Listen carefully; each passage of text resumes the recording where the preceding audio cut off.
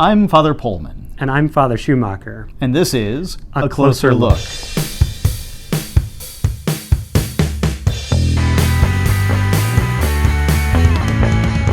Now it's time for another Closer Look.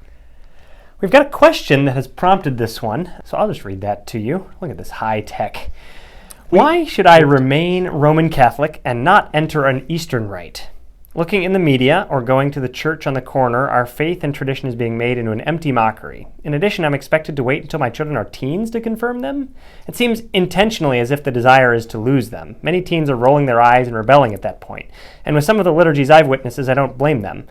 Where is the incentive to stay when we could find valid sacraments elsewhere and give our children access to the sacraments sooner elsewhere? Thank you.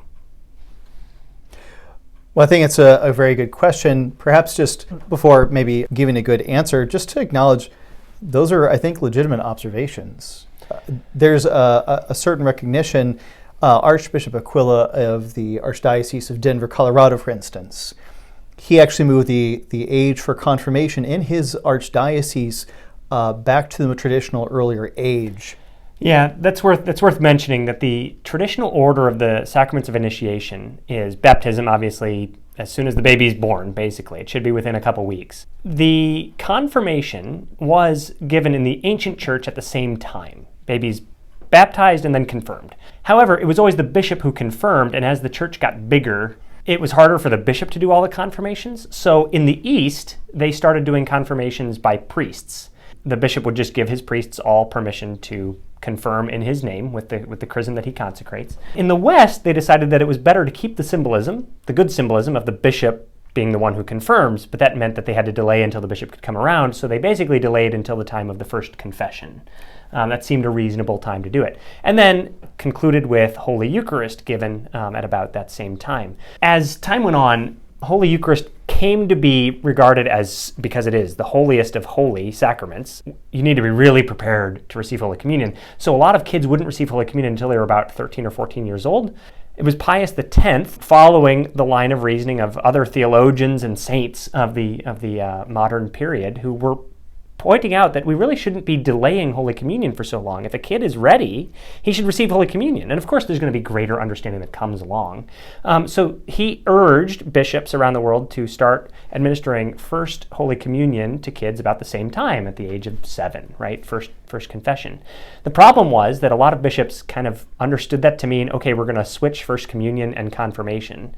And now we've got this situation where kids don't receive confirmation until they're, as this questioner points out, teenagers, when they're already a little bit, kind of naturally rebellious.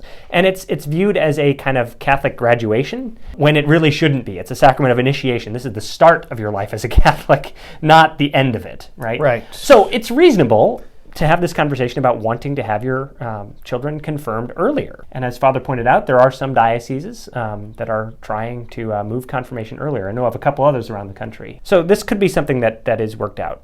I want to point out also that in that case that I mentioned, he was actually praised by then Pope Benedict XVI at the time for making that change. So maybe then we'll go more into the answering this question, but he was praised because the sacramental grace of being given confirmation sooner in life provides a greater protection from the dangers of the world.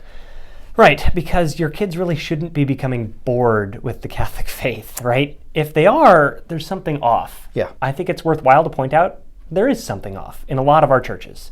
A lot of kids and a lot of Catholics generally are becoming bored with the Catholic faith. We've seen this in the last couple generations, a massive exodus of the faithful from the practice of their faith. There's something that is going on that is failing to draw them. I think a lot of the problem is in the world. The world has kind of run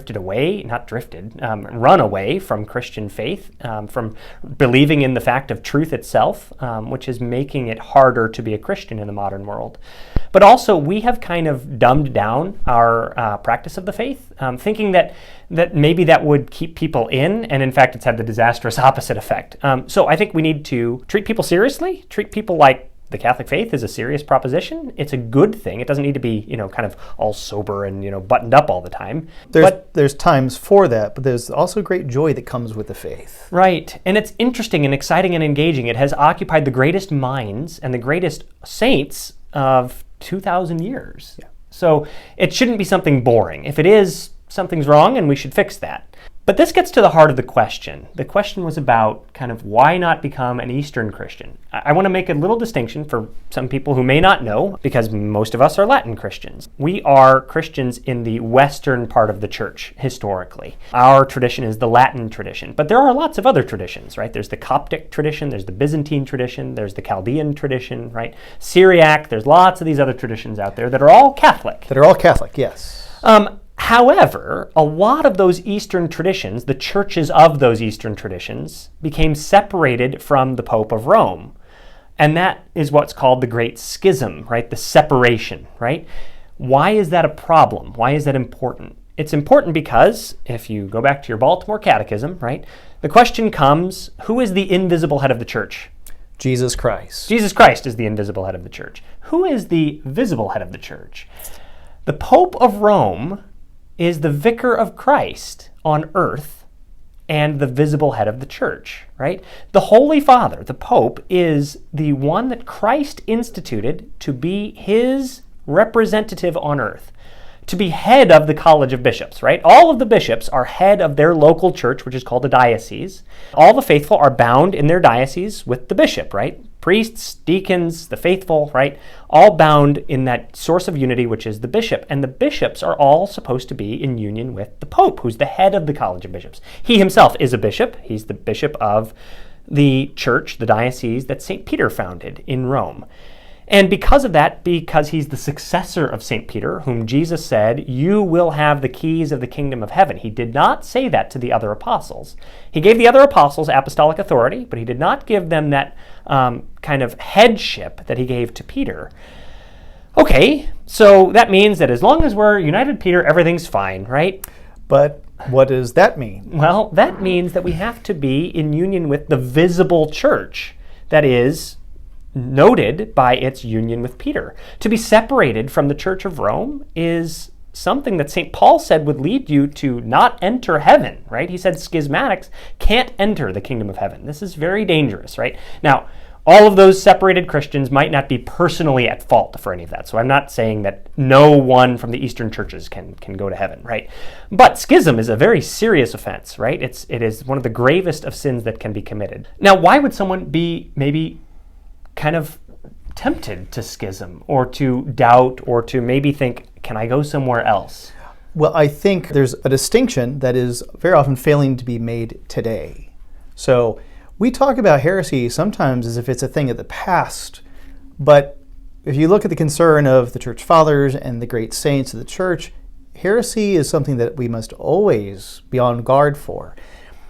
So one of these actually is the thought that anything that the Pope says is suddenly dogma. Right. We're bound to believe and obey it if it comes from the Pope's mouth. Well, the Christian theologians, the ones that hold the true faith, have always held a distinction between the Pope when he says something basically qua the office versus when he says something as a personal or private individual. An example of this happening was when Pope Benedict wrote a book about the life of Jesus of Nazareth, right? Many of you have probably read this or at least seen it. He was very clear to point out that this was his scriptural commentary on the Gospels, the life of Jesus, but it was not him making some kind of papal intervention of things that all Catholics are bound to believe. So you're not bound to believe everything he writes in that book. He was very careful to say that this is just his private opinion as a teacher of the faith. Yes. So some of the things that we want to really kind of take a look at when making our own estimation of what are we obliged to hold, and what is something that we put it in its proper position as coming from just a man. Some of it is the context. Is the Pope speaking from the cathedra? Is he giving certain qualifications that are clear that there's a certain magisterial authority or even papal infallibility? Or, and actually the highest thing that we want to look for is he speaking from the deposit of the faith that has been given? Because that's where he is, that's where he gets his authority. It's not the authority to make stuff up. It's actually to guard us and rein us in from when we get a little too far outside the flock, so to speak. Right. This is why when the popes want to make it clear that they are saying something by papal authority, right? They say things like, therefore, they lay out other reasons, and they say, therefore, by the authority vested in me, calling upon the intercession of Peter and Paul, we define and declare that all of the faithful are obliged to believe, it's all this very clear formal language. You are bound to believe what the church believes. And the Pope has the authority to define what that is, but he doesn't get to make it up. He's subject to the faith of the church. He gets to make it clear for everyone, and that's how he should exercise that authority. So an example of that was when the Pope said, it has always been the Catholic faith that Our Lady was immaculately conceived. And now I'm making that clear so that everyone will know that they have to believe it, right? There were some people who thought they didn't have to believe it, so Pope Pius IX clarified it for them.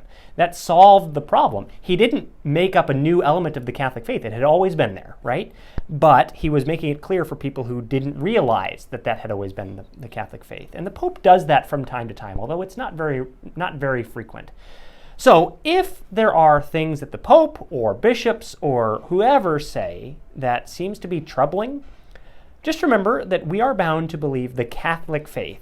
And even the bishops or even the Pope, in some random statement that they make, might not be exactly right about everything.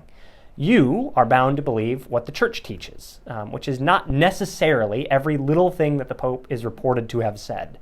To come back to what we started with on this question about the Pope is the visible head of the church, and this is why that's important.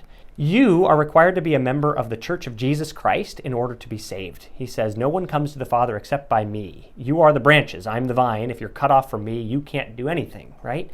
How do you know that you are a member of the Church of Jesus Christ? Well, there should be some visible sign, right? Which would be analogous to a sacrament. It's not a sacrament, but there should be some sign. God likes using sacraments, right? And the visible sign of your union with the Church of Jesus Christ is that you're in union with the Pope. You're in union with the one who is the successor of Peter, who Jesus gave the keys of the kingdom of heaven to. So that's how you know that you are in the church Jesus founded. I want to also clarify that what should you do practically? You should find a place where the liturgy and the preaching is solid and orthodox, right? You should find a church that you can worship in that is sensible, right? Unfortunately, right now, that isn't everywhere. I'm sorry that that's the case. I think we do as best we can to make that the case here where we have control. But you're free to go to any Catholic church, which includes some Eastern Catholic churches. So you could, for example, find maybe a very beautiful liturgy among the Ukrainian Catholics, or among the Coptic Catholics, or among the Byzantine Catholics, or the Maronites, right? Make sure that the church you're going to is Catholic and not Eastern Orthodox. The Orthodox are the ones who are not in union with Rome. But the Eastern Catholics have very beautiful liturgies often, and you might find that that's a suitable home for you. Or it might just be another parish or another place that you find good, solid preaching and reverent and sensible liturgy. That should put your mind at ease.